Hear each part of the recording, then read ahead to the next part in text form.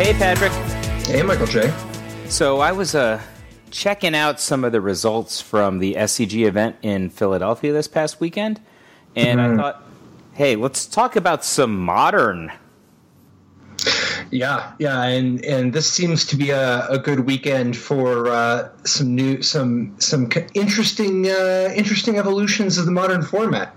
Yeah, I thought it was pretty notable, pretty young for the new set being out, but we could start at the top of the classic Ozzy Kelly with Skred Dragons. How would I possibly have guessed that you were going to be drawn to the Skred Dragon deck? there was nothing about the name of that deck that did not say to me, hey, maybe we should talk about Modern this week. So, Skred Dragons, Ozzy Kelly winning the Classic with a riff on a strategy we've seen sometimes in the past. A Skred Red deck with Blood Moon. But Ozzy has gone deep into the Dragons, and I think most notably from M19, four copies of Sarkhan Fireblood. Man, Sarkhan Fireblood is definitely dope. Is the Stormbreath Dragon definitely the best curve topper? I mean, Glorybringer and Thunderbreak Regent, sure. But, is Stormbreath Dragon definitely better than Thundermaw Hellkite? I actually had a very similar thought. I mean, Thundermaw Hellkite is certainly better sometimes. I think, if you're going Stormbreath Dragon over Thundermaw Hellkite, you want to be the guy who's kind of thumbing his nose up at Pad to Exile, right? That's it. Right? This deck is not really going to be monstrosing that often, is it? Yeah, I mean, it's not like you can't even use Sarkhan's mana for the monstrous. You can use Chandra's mana, though. You definitely can, and that is a good curve. That does, that works out pretty reasonably. But, I don't know. A lot of things are going well under those spots. Yeah, I think this deck is Although, really I don't cool. know, having two Stormbreath Dragons, maybe actually, now that I think about it, once you're actually just playing a Blood Moon deck, having a couple copies of Stormbreath Dragon really does go a long way. And he's even got Ratchet Bomb and Anger of the Gods to help out with the Lingering Souls. So it's not like Thundermaw Hellkite is absolutely at its most needed. Yeah, this is a really cool deck. Yeah, I mean, we've seen decks like this before, right? So, there was Grand Prix winning decks similar, but it was, playing around with more tricky stuff, like a ton of Relic of Progenitus in the main deck and stuff like that. This is just a dragon deck, right? Dude, 4 Draconic Roar. Oh, yeah. You just drop Chandra, and then you Draconic Roar. And you reveal a Thunderbreak Regent or something? Yeah. Anger of the Gods, kind of cute in this deck, too. I mean, the fact that Anger of the Gods doesn't kill any of the dragons. Not a one. All of them are 4/4. So maybe you don't get that much more oomph from having Thundermaw Hellkite because every other creature is a 4/4, right? So you're going to be in these games where your additional power is just doing nothing. It's just they're going to. No, but you say that, but he's got 4 lightning bolts and 4 Draconic Roars. All right. All you want in this world is to get 1 point ahead. Yeah, I guess 1 point ahead is a big game when you're playing with Lightning Bolt. And the Thunderbreak Regent's ability. Yeah, I take it all back. Original thought Thunderbreak Regent might be awesome. I mean, what do you think? This is obviously the Stormbreath Dragon versus Thunderbreak Regent was something that had me raising my eyebrow. But what do you think about the 1 Cavern of Souls? I hate it. Actually, I don't know. I don't know that I hate it. I actually don't mind it that much. I think it adds a pretty good element. And when you have exactly 1, you have so much ability to control your sequencing of lands so that your Skred is on time and what you need. Yeah, I don't mind it too much. I could take it or leave it. I could easily imagine it reminds me a little bit of the Tempest Djinn stuff where at the end of the day, there's a good chance you're not supposed to play it. I don't think so. I would so much rather have a third Scrying Sheets, like, or just another snow-covered mountain. It's like the worst is like when you say, "Oh, I have my Cavern of Souls," and then your Skred stinks for some reason. It's just, I don't like it. Dude, he even got 4 Dragon's Claws in there. Oh yeah, keep it dragony all the way through. Ozzy is not playing around, right? This is a serious deck. So what do you think of the one Alpine Moon in the sideboard? That's a good question. Is this basically Blood Moon number 5 against Tron? I'm not sure. Right? Like I'm not really sure when you play this card. Right? Is this an anti-Tron piece? Yeah, I mean, it is. It is. I'm still just not. I don't know. I'm not the biggest buyer on Alpine Moon. I mean, I know people love it, but like, it has a powerful superpower of being 1 mana. Yeah, and it doesn't actually cost them mana; it fixes their mana. Well, I mean, kind of. Yeah, I mean, it does fix their mana. I don't know. Yeah. I guess I'm still not that big on Alpine Moon, but it's something, and maybe it's just so sick when you drop it against Inkmoth Nexus. I don't know, man. Really, or do you want to just hit people Celestial Colonnades?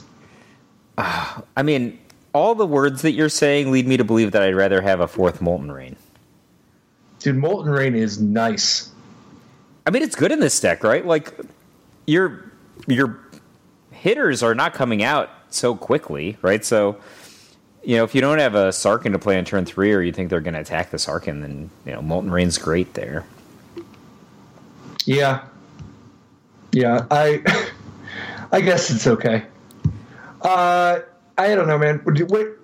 I just want to know, what do we got to do to get some Nico Boluses in here? Well, I mean, get rid of Blood Moon and Skred and call it a day.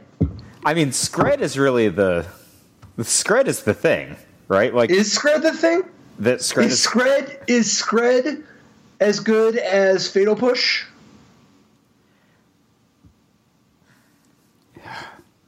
No, like, just no. I mean, Skred is better than Fatal Push only in pretty select situations. I mean, like, if you're playing against, let's say, Death Shadow, which made at least a mini comeback in these tournaments, you'd much rather have Fatal Push, right? Yeah, I think you're going to want Fatal Push a lot of the time.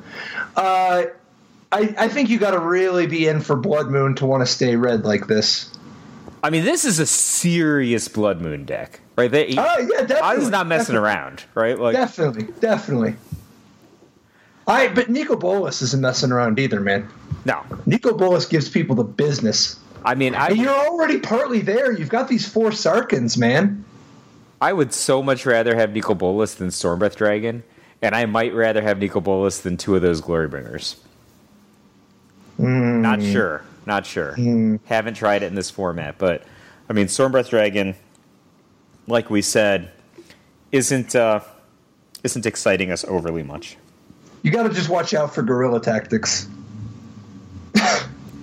Do you? Is that legal in Modern? Yeah.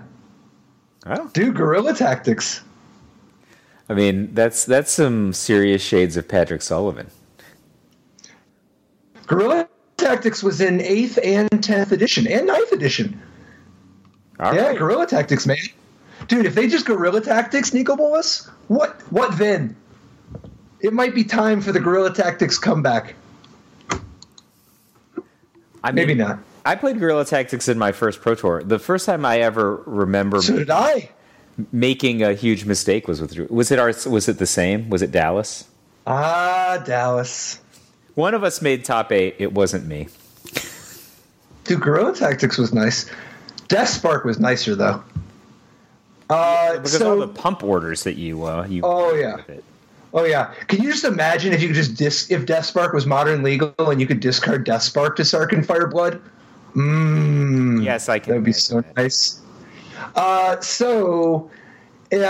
decks in this top 8, the red black hollow one deck, obviously cool. Not really a big difference in the sort of stock archetype from the second place finishing Anthony Conlon's build. Was there some aspect of it you particularly liked? I actually think that it is kind of important that the first place deck that Ozzy ran had Anger of the Gods 2/2, and that's got to be instrumental. Maybe not in like a particular match, but in this matchup over time to take out cards like Bloodghast, etc. permanently. There's a bunch of stuff that exiling it matters, and there's tons of creatures just in general, right? Like Bloodghast is a 2/1, Flameblade Adept is a 1/2.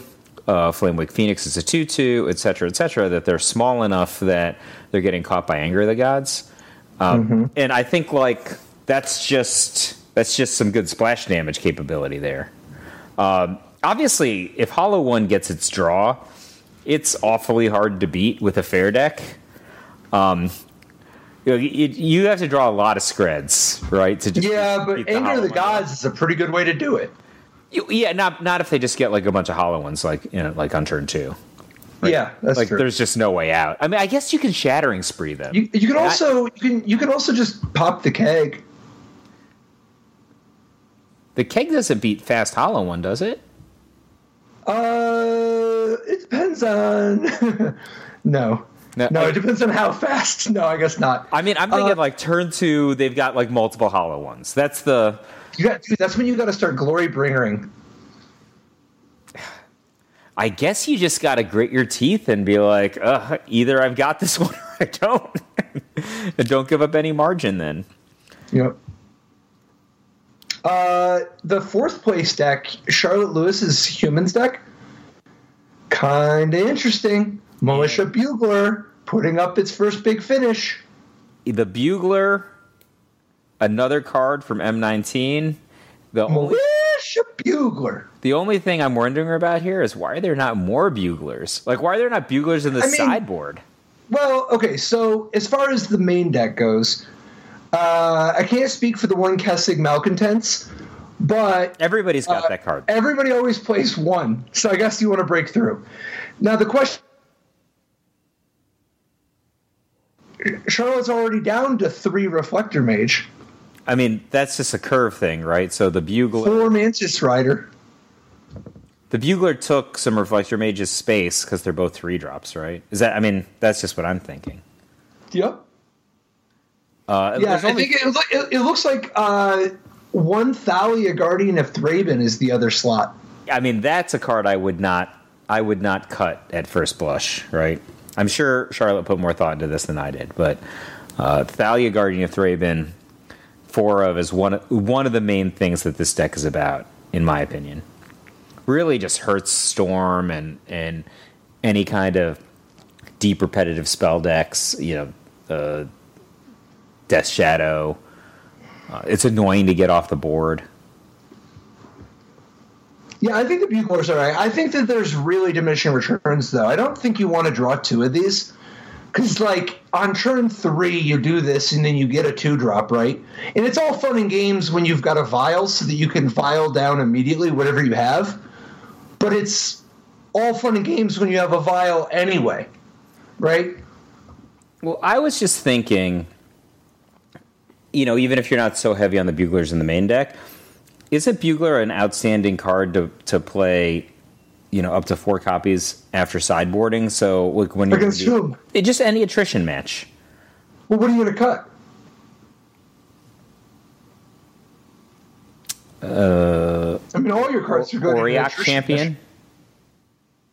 No, Auriok Champion's in your sideboard. What are you going to cut from your main deck? Oh no, I'm saying add. I know. I'm sideboard, and I'm saying, what would you sideboard out for them?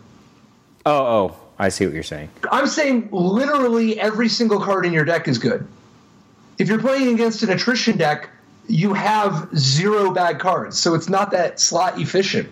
You could. It might be like a very slight upgrade to like replace one of your Mantis Riders with, maybe you're like, the 4th Mantis Rider instead being an extra Militia Bugler is like a tiny improvement. But that's just so inconsequential compared to the added dimension added by, is it Staticaster or Sin Collector? Or, and I particularly like this, the Reclamation Sage is kind of a cool angle. Not everybody plays this because it's not a human. Reclamation Sage is a good man, or shaman.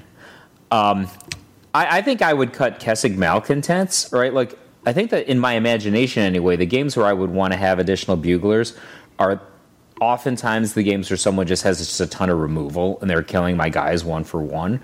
So the bugler card advantage is going to help me catch up or get ahead there. And like Kessig Malcontents is not very good when they kill all your guys. I bet they just want to not lose to Lantern people. They want to have an out. They just want to feel something, They want to have a card that they can draw that will just kill somebody through the ensnaring bridge. Although I don't know. I can respect that. But no one Lanterns anymore. Yeah. Why would you? I don't know. I don't know why they did it the first time.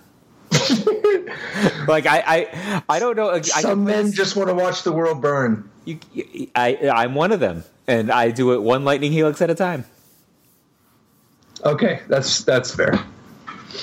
Did any of the other decks particularly jump out at you? I mean, this is kind of a cool take on blue-white control that Tony Norton played, right? I agree. Actually, he's not the only one doing this. Best guy, I guess. What is up with the 1 Jace Architect of Thought, 1 Jace the Mind Sculptor? This Insanity. Does not compute to me. Insanity. Look, one of these Jaces is so much better than the other one, and they cost the same. And gotta be card availability. Like, it just makes no. But I've seen other decks that are split. Counter signaling. I think it's like a hipster move. It's you're that cool, right? Like, because when you show up with one, hold on. You've played Jace Beleren without playing 4 Jace the Mind Sculptors before. I was wrong. Not in any tournaments that I won. Dude, plus Jace Beleren at least costs a different amount. When you're just playing Jace Architect of Thought and Jace the Mind Sculptor and they both cost 4. So I respect the move. I just think it's wrong. When I was heavy up on Jace Beleren, it's because first of all, the Planeswalker like legend rule was different back then. So you just play it on turn 3. They couldn't play their Jace the Mind Sculptor. Right. That was one thing, right? So, but this 1+1 is not doing it for me. Separately, I don't understand the 1 Lyra Dawnbringer in the sideboard in particular, because dragons is actually a meaningful creature type right now. So, I mean, if you're going to go for a 5/5 flying lifelink angel, the one that has the dragon claws, I think, is better than the one with the other angel's claws when there are no other angels in this deck. Okay, maybe. Here's a couple possibilities. Okay, possibility 1. You Jace Architect of Thought, use the ultimate, and steal your opponent's Baneslayer Angel. And then your Lyra pumps it up by 1. Okay, possibility 2. Psychological advantage. He's got a Dragonlord Ojutai. Maybe he plays against somebody else with Dragonlord Ojutai. The person with the Dragonlord Ojutai would normally be like, oh no, Baneslayer Angel, that has protection from dragons. But when they see the Lyra Dawnbringer, they're like, oh, no protection from dragons here. It's safe to attack. And then Lyra first strikes it out of the sky. Wow, so all of these situations are only against other blue-white players, and they're never good. Dude, I don't know. When other people literally win the tournament with Stormbreath Dragon, I think it's hard to look at that Lyra Dawnbringer instead of a Baneslayer Angel. Like, what if you just had it in play, and they just had the Stormbringer, and you couldn't attack? It's okay. I think Baneslayer should get the nod. I think Baneslayer. Yeah, I mean, yeah, I don't know. Those two things, both. I think Dragonlord Ojutai is pretty sweet, though. I agree. That's cool. Yeah, one Dragonlord Ojutai is pretty cool. Do you think it's cooler than another Planeswalker, though? Nope. Like, I would take any Planeswalker that he chose other than Jace Architect of Thought. I would choose either an additional Jason. I wouldn't. I would definitely take a Mind Sculptor, but I don't think you want 3 Teferis. Maybe you do. You got to be careful about that kind of stuff. I agree with you in the abstract, but we're talking about a 5-drop versus a 5-drop right now. And this deck already has Wrath of God, Supreme Verdict, Cryptic Command, so it's not like the 4 spots just free. I think you're right. I think I might be in for turn the 1 Jace Architect of Thought into a second Mind Sculptor, and then the Ojutai to a Teferi, and if you want an Ojutai, put, in the sideboard. That's cool. Either, I don't know. It depends. At the end of the day, Minamo, School at Water's Edge, Dragonlord Ojutai is like a 10 out of 10 for style. I mean, it's also a 10 out of 10 the first time you catch someone with it. So, yeah, psychological that's edge. Real good. Yeah, Minamo, School at Water's Edge, the legendary blue land that you can not only tap for a blue, but you can tap and pay a blue to untap target legendary permanent. And in the case of Dragonlord Ojutai becoming untapped is dope. Yeah, and I think that if you do it at the right spot, it's probably not just dope, it's probably just game. So, that's the combo. Minamo, School at Water's Edge, untap Lyra Dawnbringer. Oh, all right. Respect. That's pretty good. There's no Iganjo Castle here, though. You couldn't have fit an Iganjo Castle? He's got 4 islands. He's only got 2 planes. 2 planes is like a low number when you're playing Wrath of God, Supreme Verdict, and people are just blood mooning. That's fair. I hate the mountain in this deck. Dude, I do love the Celestial Purge, though. In the sideboard? Yeah. But I always love Celestial Purge. That card is such a hottie when you're playing with Snapcaster Mage anyway. Oh, yeah. Totally agree. Snapcaster Mage in particular giving you that extra mileage out of it. Don't you want more Spell Quellers if you're going to go Spell Queller? Like, I want 4. No, I actually don't. I think that's a popular misconception. I think that the 4 Spell Queller plan is important for the creature-heavy decks that have, like, tons and tons of creatures. But, like, I think that when you're a deck that has in this spot, you've got these Planeswalkers, and you're talking about a format where Lightning Bolt is just everywhere. I don't know. I don't think it's bad to have Spell Queller in small numbers, particularly with how hard it is to always just have 3 mana laying around. I don't mind it. I think 2 is actually a pretty good number. I like 3 a lot in a lot of decks, but I think 2 is totally fine. I think the key is Vendilion Click, because like I don't hate a 2-2 split between Spell Queller and Vendilion Click, and I think that if you play too much of that stuff, you make your opponent's removal too live. Yeah, this is like kind of tricky, right? Like, the opponent is probably real resentful whenever they draw creature elimination, but it usually has something to do. That's the it's really going to depend on if it's burn or not. Because like the burn can still point at the Planeswalkers. So and that's part of.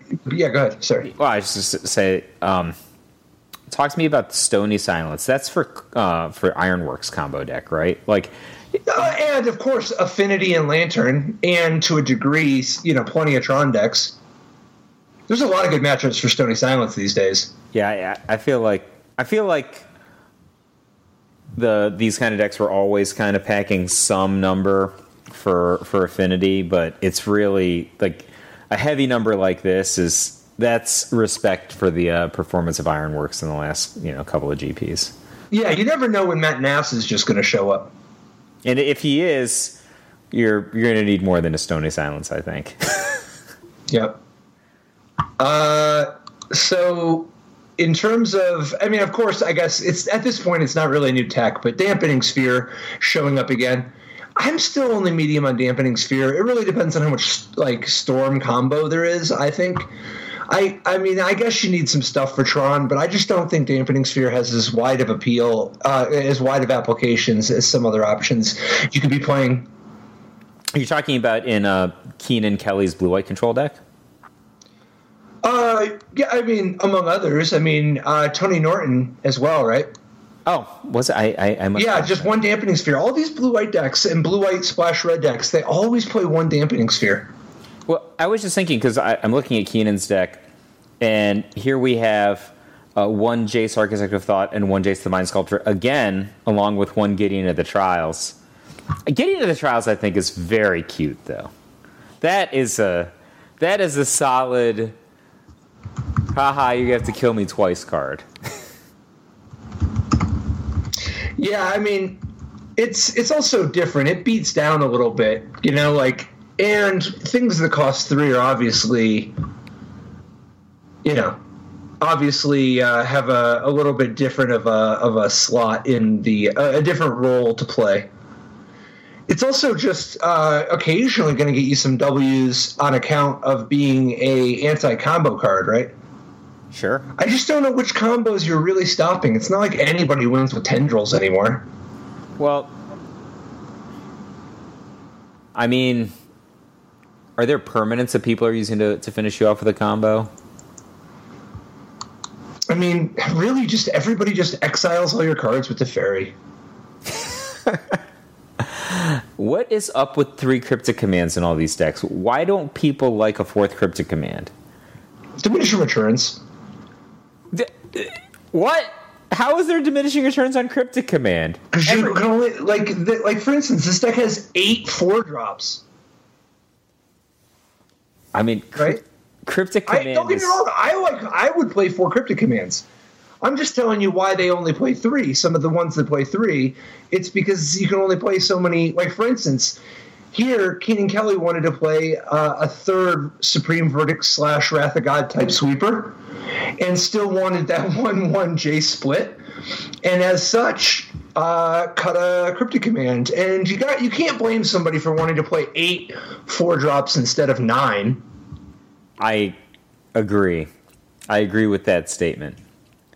I bet somebody like Nassif popularized the idea of just 1/1 J split. That's it's totally the type of thing he would do. I have no idea if he really did or not, but that's just so his type of thing. I mean, it's like didn't even want, like, just happened to have one foil Jace Architect of Thought one day and was like, just go for it.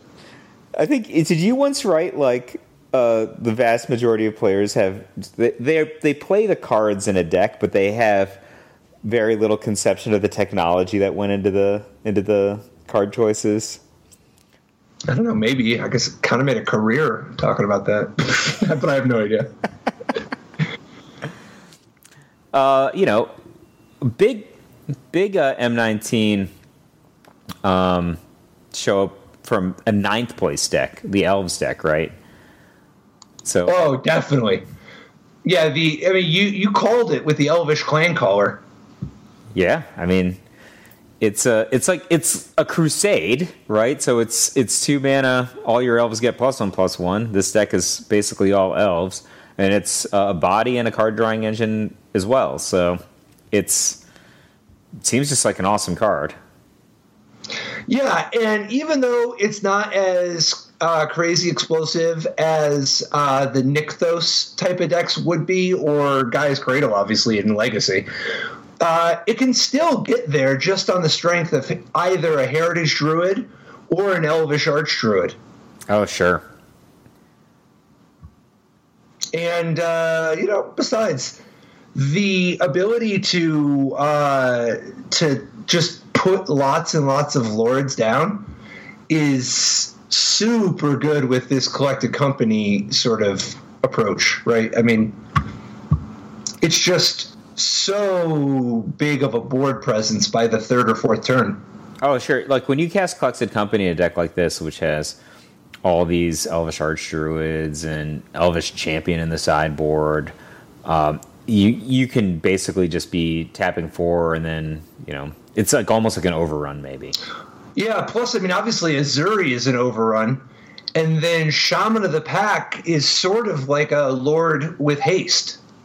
You know what I mean? Like, the ability to drop the Shaman of the Pack and get 1 extra damage out of each of your elves that same turn gives this deck some much-needed racing potential against fast combo decks.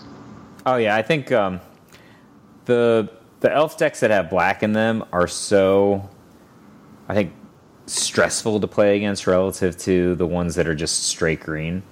Because, you know, the ones that are straight green, even if they're explosive, even if they're really powerful, they typically have to beat you in the red zone. But Shaman of the Pack, if you just let them accumulate a bunch of material like you're in a standoff situation, they might just kill you. You know, if they get any amount of damage in, could be big.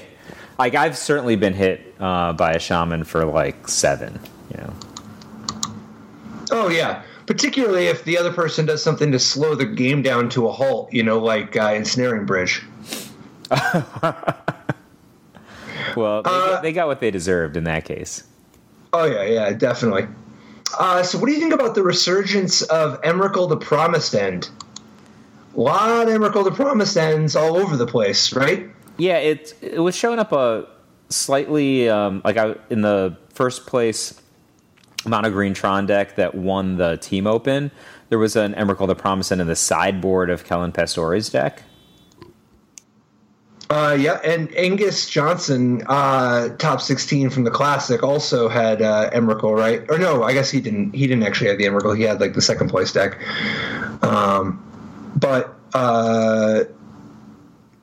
Yeah, it was Joshua Warsaw. Yeah, you're right. What do you think of Emrakul the Promised End as a sideboard plan for when you aren't necessarily going to get all the way up to like the big mana? I mean, the card is potentially game over, right? Like when when you cast it. So, and it's not that hard to set up. Like, I mean, the mana base of these decks, you could just cast Emrakul clean, right? That's a possible situation, right? It's capable of casting other highly expensive Eldrazi, but you can, you get a little bit of a discount from whatever you're setting it up with. I don't know, like it's the kind of card that you gotta pick your spot though. Like, I think that you're not siding Emrakul the Promised End against burn. No, I think it's against control primarily.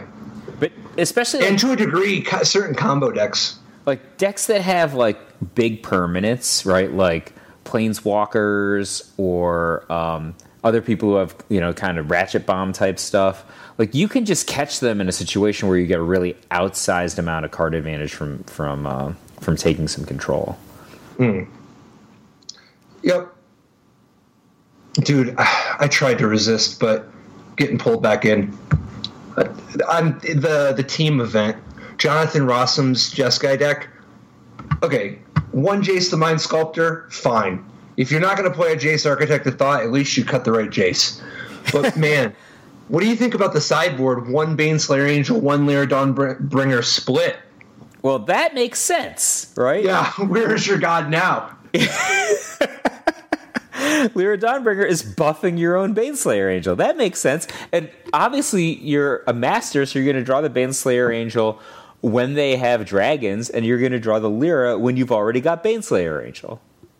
Perfect sense. I'm just glad that there's an Elspeth Suns champion. I love how many decks play 1 Elspeth Suns champion in the sideboard now in both Modern and Legacy. Elspeth Suns champion is just like, first of all, I think it is still weirdly such an underrated planeswalker.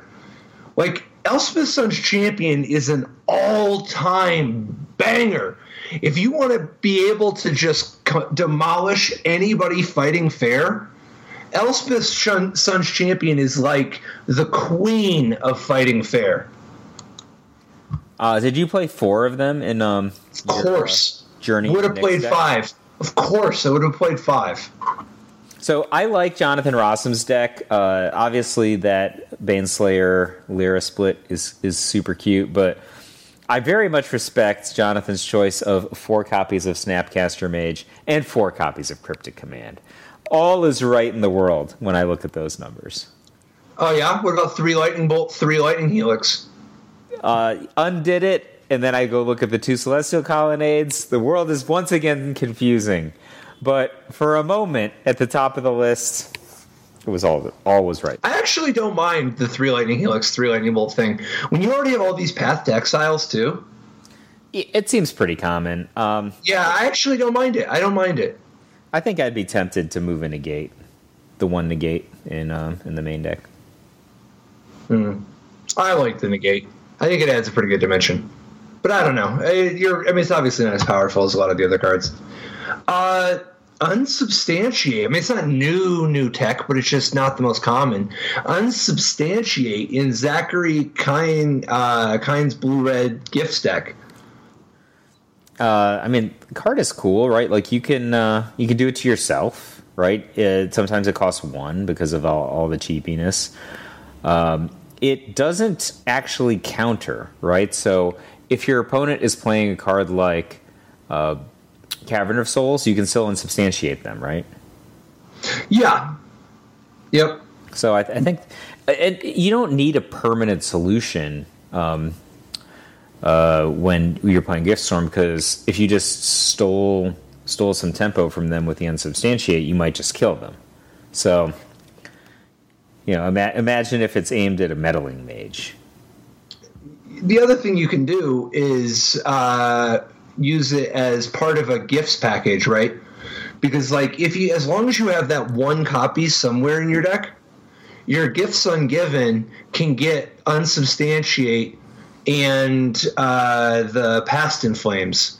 And that's not even to speak of stuff like Noxious Revival. Like, the fact that you can just set it up in a way where you can for sure find the one unsubstantiate so that you actually have an answer. And you could also potentially do the scenario where you're like, okay, I'll go get Grape Shot, unsubstantiate, Noxious Revival, and one other card so that you can for sure get a problematic human disruptive card. Like if your opponent, say, has a Meddling Mage, now it depends on what they Meddling Maged, right? But if they Meddling Mage and in response you gifts, and they're going to name, let's say they Meddling Mage Past in Flames. Now maybe they're going to go after Grape Shot, and if they go after Grape Shot, it's kind of nice to have unsubstantiate as a way to get out of it. I don't mind it. It's a little weird, but I don't mind it. There's got to be games where unsubstantiating your own Grape Shot is the right thing, right? Dude, remand your own Grape Shot. Let's do it. All of those things are on the table until they're back in your hand. Yep. New deck. I don't know if you got a chance to look at this one, but I'm not all wrapped around this yet. The Goryo's As for Told deck, 10th place deck in the Team Open, played by Tom Medvec. Mm-hmm. This deck has just got many combos, right? It's to say the least. 3 different decks, as far as I can tell.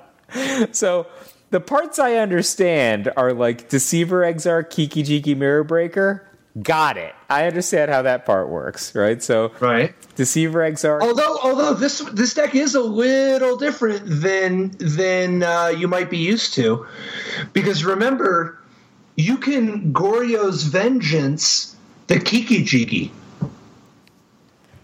And so, because Deceiver Exarch costs 3 and untaps something, and because this deck has Simian Spirit Guide, you could actually do something like on your opponent's end step. Is it Charm? They don't even know what you're playing. You just look like I have a fetch land and a Steam Vents, right? Then you go, is it Charm? I'll discard a Kiki Jiki, untap Deceiver Exarch main phase, untap a land, pitch a Simian Spirit Guide to cast Goryo's Vengeance my Kiki Jiki the Deceiver, and then go. That sounds like you stole my dream journal. That's pretty good, right? Yeah, it's turn 3 kill, infinity damage. Yeah, and on the play, actual kill on 3. And then there's also the possibility of using Goryo's Vengeance the old-fashioned way and grizzle branding people. I know you know about that one. Oh, sure. I mean, he hits, and then he keeps your life going, and he keeps your next move going, which is really, really valuable when you have so many different decks that are compressed into 60 cards. Yes. So the other thing here is As Foretold, which is... there's at least 2 more combos, but yeah, let's start with the As Foretold one. Yeah, so it's a 2 and a U enchantment. At the beginning of your upkeep, put a time counter on As Foretold.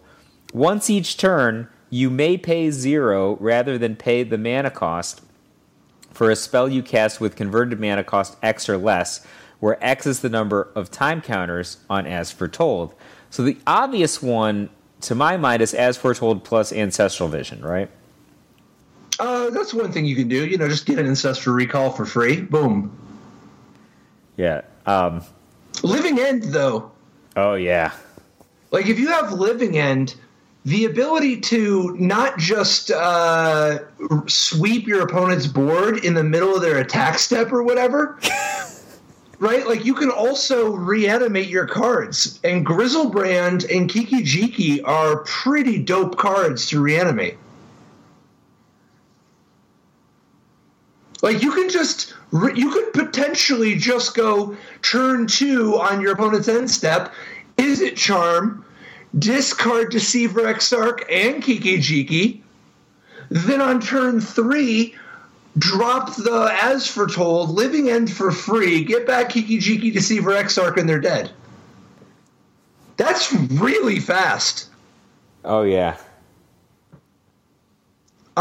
And then Jace Vryn's Prodigy works with everything. Obviously, Jace Vryn's Prodigy has been a staple for Goryo's Vengeance decks. Discarding Grizzleband on turn 3, and then you immediately just Goryo's Vengeance.